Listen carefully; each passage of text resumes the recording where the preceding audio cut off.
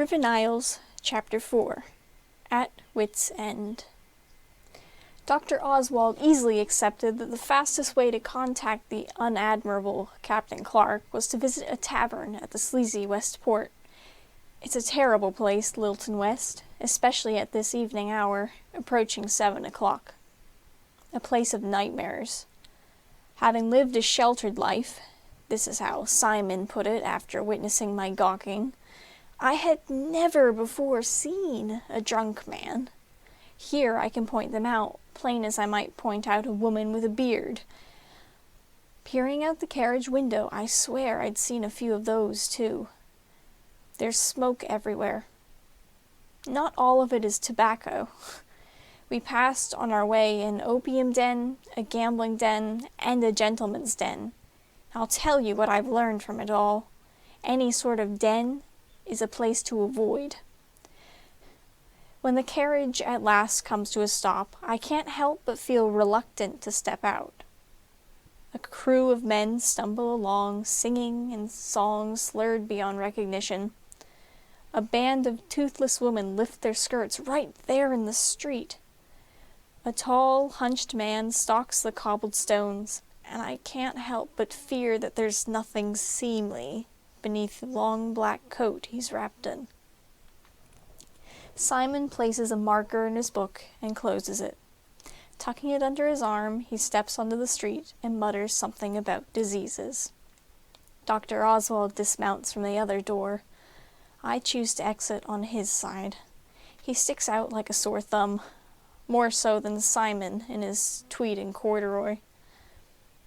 Dressed in the crispest white coat, complete with gold buttons and gold-buckled shoes, the doctor might as well have glowed in the dark. Looking around, anxious, I see a number of beady, soulless eyes upon him. Reading the uncertainty in his expression, he isn't blind to his admirers. He clutches his ebony walking stick and gestures for me to go ahead of him, then follows closely behind. Simon, clinging to his book as though it is his dearest possession, keeps close to him. The Auquians showed no change to their demeanor at all, nor should they. There was nothing that they had that anyone would bother mugging them for.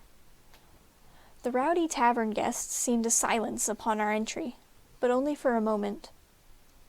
They eyeball our clean clothes, our polished shoes, and our good postures. I catch a few shouts about how we're on the wrong side of town. I catch a few more shouts of racist comments on our companions. We didn't ask for them. The companions, that is, not the comments. For the sake of all things factual, Cornelius, we should get out of this joint before we are raped, mugged, murdered, or worse. Simon hisses. Find your common sense.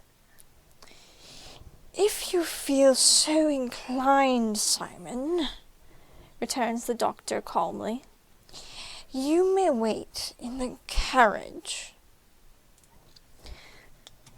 I'm not letting you out of my sight, sir. If any of these rumpots lay a finger on you, I'll be here to stop them.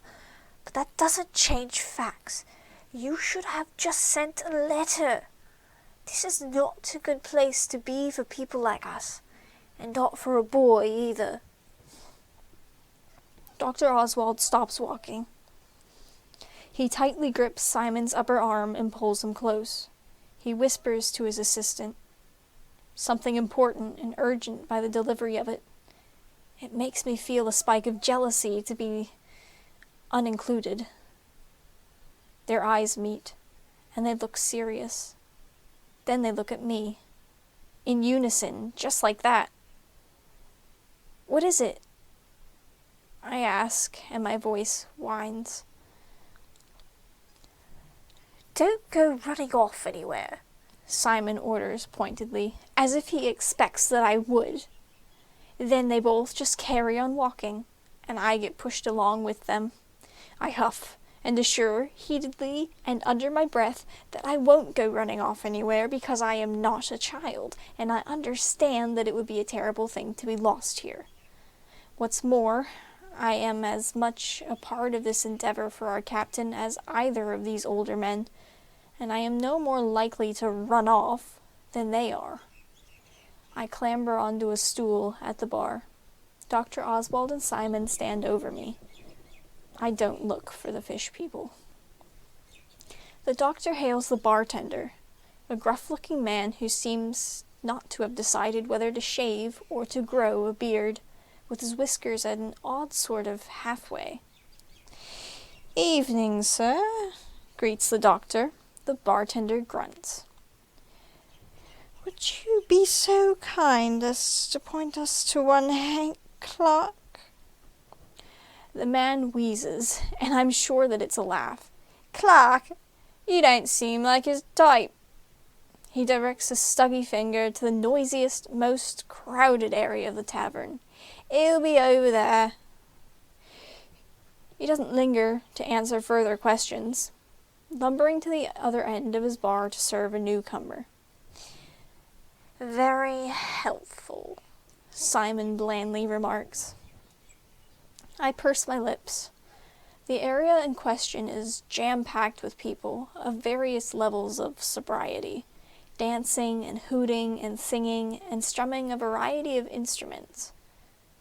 There is a band, which plays just fine, but their music is ruined by a number of individuals with their own lousy songs. I swear I hear my tune among them. Just for a moment. The one I whistle, but never learn the name to, or the words if there are any.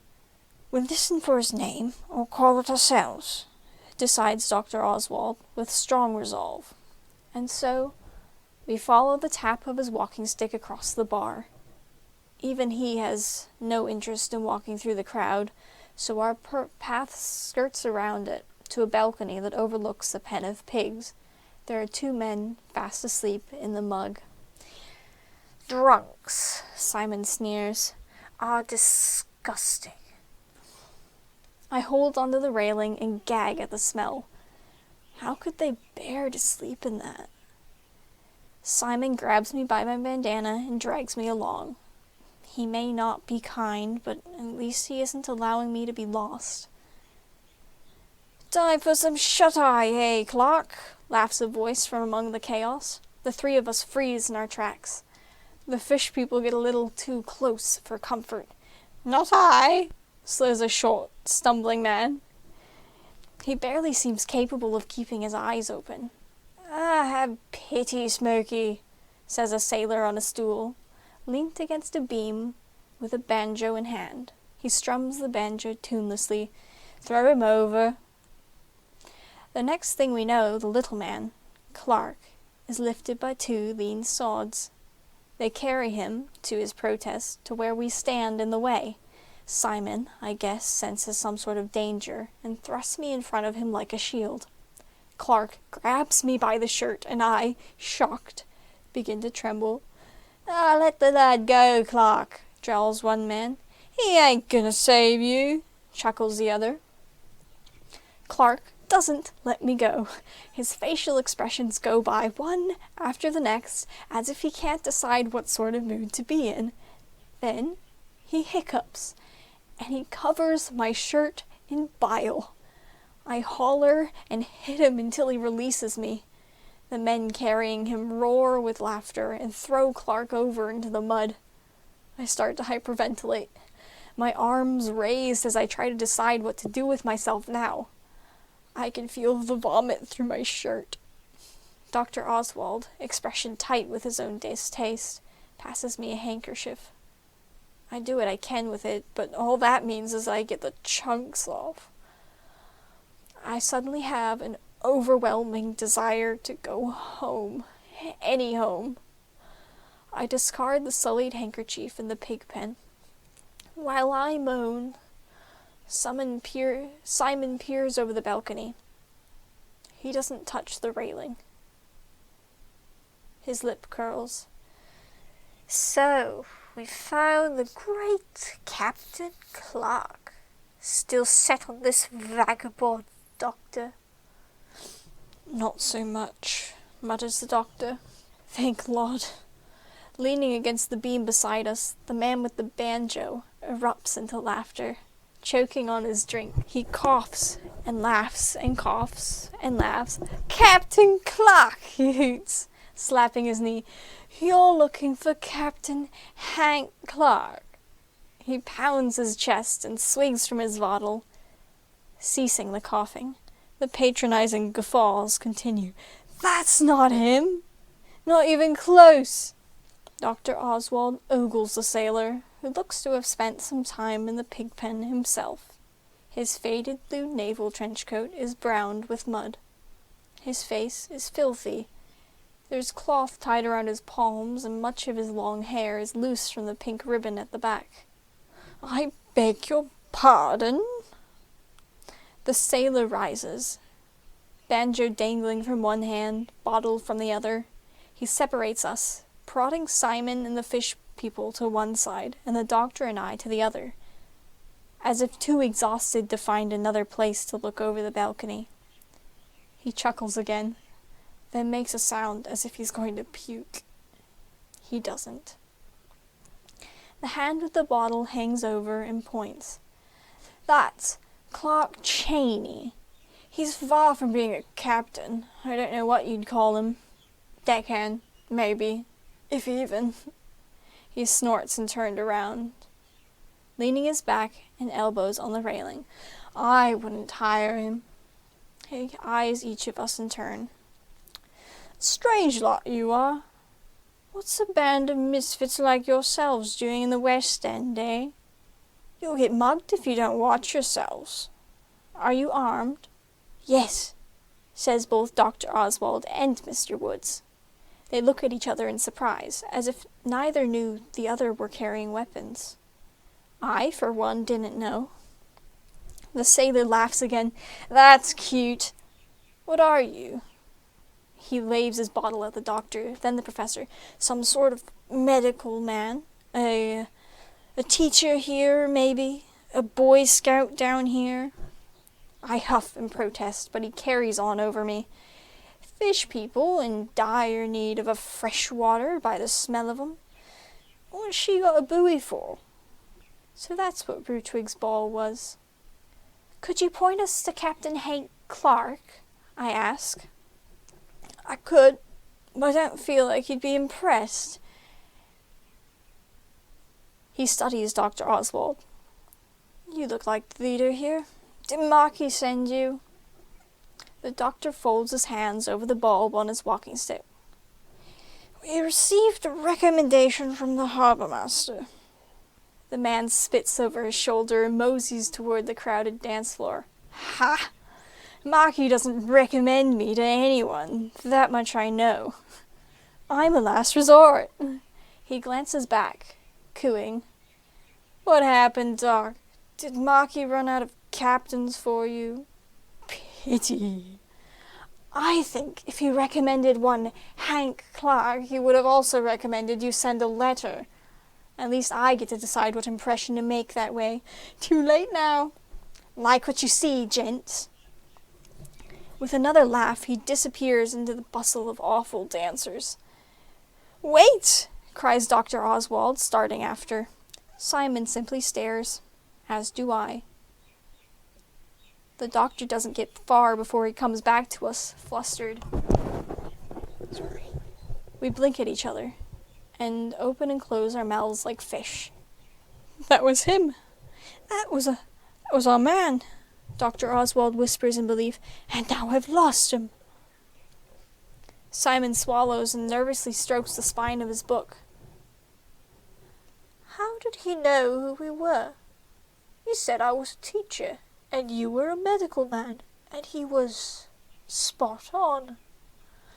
Yeah, but he also said I was a Boy Scout, so I'd say he was just taking guesses, I point out. Simon prods his brown specks up his nose. You look the part. Hey! All right, says Dr. Oswald. He straightens out and regains his composure. We'll split up, find the man, and rendezvous by the carriage in 15 minutes. Have you a timepiece, Walter? No, sir. Then you'll stay with me. Simon attempts to protest the doctor's plan, but is silenced. Then she speaks in her garbled manner. We wait outside, she grunts, taking Rutwig's hunched shoulders. Rutwig blinks blankly through her giant spectacles. They start to lope away before the doctor responds. Watching their back, he nods, first to no one, then to me, then to Simon. Let's find that captain. Simon's face contorts into an expression of painful reluctance, but he follows the doctor and I anyways. We separate. He slinks into the crowd further down, and we go in where the captain had. It is hard to focus with all the noise. Singing, chanting, shouting, humming, talking, and making me feel nauseous above all, vomiting. I hear a banjo. I look up to see a muddy blue coat flare out a distance ahead. I point him out to the doctor, but the sailor is gone in a flash. The sea of seamen and shore women shifts around us. A man falls on me. I push him off. A woman drapes herself around me. I claw her off. I see the captain once again, dancing and enjoying himself. Our eyes meet, and I catch him winking. The sly dog is gone in seconds. A couple take his place. Here, hold this, he says, and I whip around to see him pressing his bottle into Dr. Oswald's hand. Dr. Oswald reaches to grab him, dropping his stick. The captain is too quick, and is lost again. The doctor bends to retrieve his walking stick. I search wildly around. They're everywhere. They keep touching us, sometimes on accident, sometimes deliberately. The blue coat appears again over Dr. Oswald, but a brown coat blocks my sight of him. Dr. Oswald straightens and searches for me. His shoulders relax at finding me near. Then Captain Clark is between us. He takes the bottle back from the doctor. Thanks, mate. Dr. Oswald and I both dive at him and end up grabbing each other. Clark chuckles and slips away. Watch yourselves, lads! With a two-fingered salute, he disappears. Dr. Oswald growls and throws his walking stick to the ground. This is ridiculous! The man's a child! I stoop to pick it up for him. I think if the fish people want him, they'll catch him themselves if he tries to leave. The doctor purses his lips. I think you're right, Walt. He takes back his walking stick. I think you're right. He drags me off again. We push our way through the drunks. Their clawing and stumbling is violating, and I can't help but anticipate with great anxiety that I may be covered in further spew. It's all so dizzying. Breaking from the crowd is overwhelmingly refreshing. The air feels cleaner, fresher.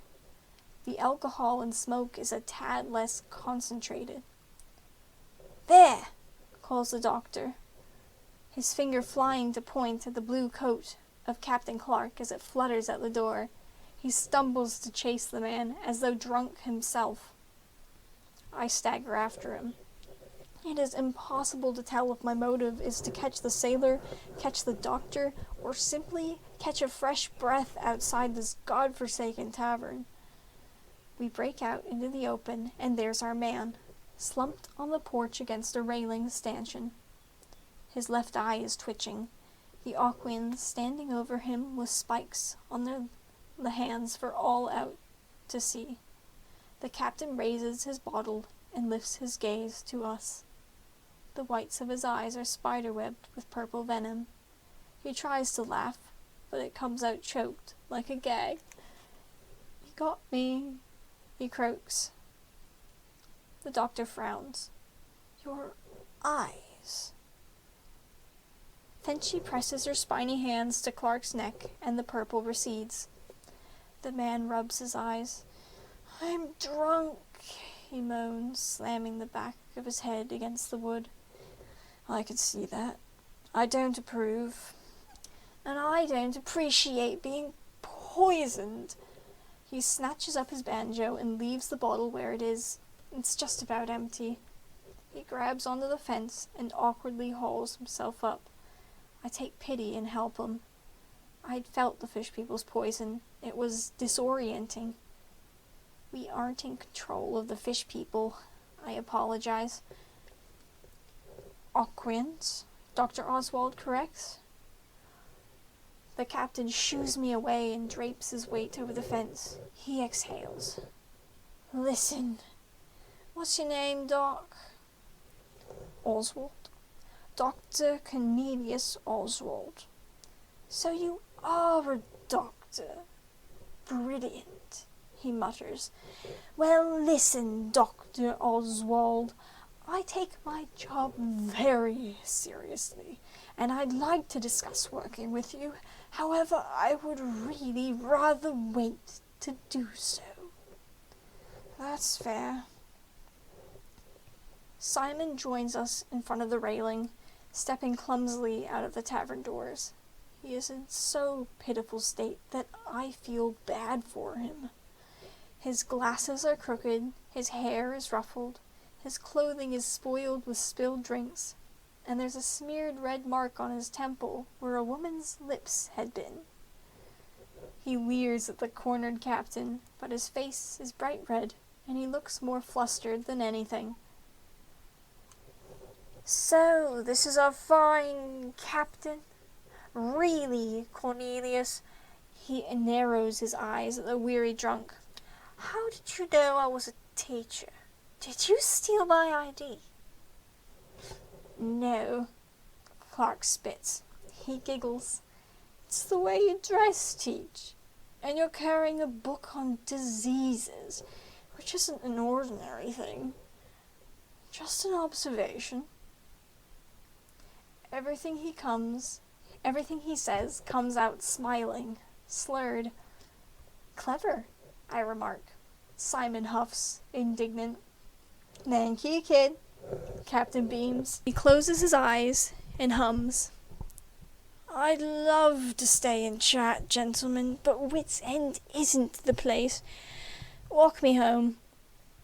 Simon groans. Leave him lie, Cornelius. I've a mind to, Simon, but not a heart, the doctor admits. We'll take the man to his residence and leave him to sober up himself, away from all the threats in this area. You're a doll, sir, the captain gushes. Sometimes, Doctor, you are too kind, Simon scolds, shaking his head. The captain presses his instrument into my hands and pushes up the fence. Ah, and onwards! He's lost his former swagger, walking now in a clumsy fashion. Perhaps the Auquien poison didn't mix well with the liquor. Dr. Oswald rushes to sling one of Captain Clark's arms around his shoulder. Simon trails after, muttering his displeasure to himself. He keeps a safe distance from the privateer. I bring the man's banjo along. The fish people, looking pleased with themselves, slip-slap behind us with their webbed feet. Clark bursts out into an unimpressive rendition of For He's a Jolly Good Fellow, and though it isn't an offense to my ears, I hold my protests against it. He stops himself only to give direction to the doctor. There, next to the dock. The mangroves? Yes, that's it. And he goes on. Simon scowls. This is madness. He's forgotten where he lives. Cornelius, just leave him in the mangroves and we'll... No, Simon. I find myself reluctantly agreeing with Simon when we climb from the dock and start to poke our way through the vegetation. Could the doctor really believe that there's a house among the mud and trees? I flail my arms at the buzz of mosquitoes. The captain takes his arm away from the doctor and stops his singing. He falls into a puddle and crawls along a root formation. He starts to push at the ground. "This is just sad," Simon exclaims, hands to his head. Clark gets up on his knees and jabs his hands into a thick wall of mangrove roots. He leans into it, and they part for him. They close behind him. Simon's jaw drops. My jaw drops. Rootwig clambers to the hidden doorway. Fenchy holds the roots aside. "Come," she says. "Yeah, get in here," invites the captain. Simon and the doctor exchange glances. I duck through the grove first, and follow along a tunnel of mud and roots until I reach an open den. It is mostly dark, save a strange blue glow from... The captain lights a match before I can determine the light's source. It may have been the rock in my bandana, but I wasn't so sure. He uses the match to light a lantern, then a candle, then a candelabra. He squints at me. "Here, boy, put it here." He gestures to a pile of cushions. I bring his banjo over. Then he points me to a clothing line strung across the room. "Pick yourself a shirt and throw that one away. You're not going to get that stain out of it." I blink at the clothesline. "Oh, well, thank you, sir. That's very... Yeah. He greets Simon and the doctor with a half-hearted wave. "You live in a hole," Dr. Oswald murmurs. "It's a hiding place, not a home. I'll find you in the morning." With that, he pushes through a curtain of beads and bails to a separate room. "If a fox comes through, leave him be." Moments later, snores arise. "Charming," says Simon. "A real upstanding gentleman." I pick a shirt off the line, as I've been told to. I smell it first, just in case, and gratefully find it clean. It's big on me, but it's better than wearing another man's vomit. Well, what happens now? "We go to the inn in the east and have a night's rest. In the morning, we'll be returning to the harbour master for a new captain," growls Dr. Oswald. "I won't be tolerating a drunk of this kind, seer's choice or not." "Oh, excellent, Cornelius," says Simon. He straightens his glasses and combs through his hair with his fingers. "I'm glad you've come to your senses." He starts strutting for the exit, but the fish people hiss at him and raise their spiky hands. He jumps out of his skin, tumbling to the floor on his rear end. He fixes his glasses once again and pants in shock. "Looks like we're being held here, Cornelius. I don't think we can leave." Fenchy, whom I had previously thought to be a peaceful creature in control of the aggressive Rootwig, is just as primal as her companion. They fix each of us with warning glares and gradually allow the spikes to recede into their palms. Dr. Oswald moans and drops into a chair. "Well then, gentlemen, I suppose make yourselves comfortable." "Good grief," Simon breathes. He rises from the floor and settles into a hammock by the wall, where he opens his book. His nose constantly wrinkles at, I'd guess, the alcohol fumes on his jacket and vest.